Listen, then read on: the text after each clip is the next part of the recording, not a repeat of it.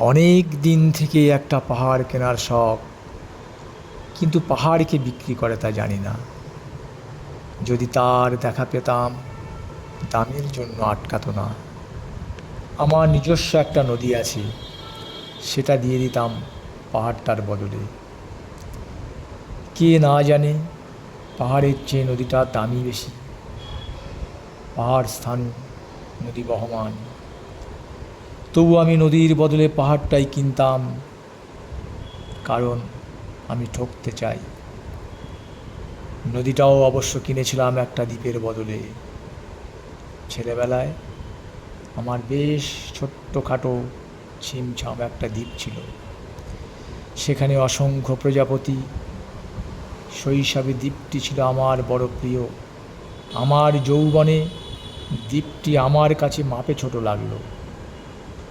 প্রবহমান ছিপছিপে তন্বী নদীটি বেশ পছন্দ হলো আমার। বন্ধুরা বলল, ওইটুকু একটা দ্বীপের বিনিময়ে এত বড় একটা নদী পেয়েছিস, খুব জিতেছিস তো মাইরি। তখন জয়ের আনন্দে আমি বিহ্বল হতাম। তখন সত্যি আমি ভালোবাসতাম নদীটিকে।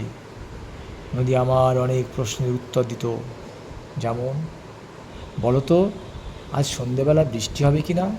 সে বলতো, আজ এখানে দক্ষিণ হাওয়া গরম। শুধু একটা ছোট্ট দ্বীপে বৃষ্টি, সে কি প্রবল বৃষ্টি, যেন একটা উৎসব। আমি সেই দ্বীপে আর যেতে পারি না।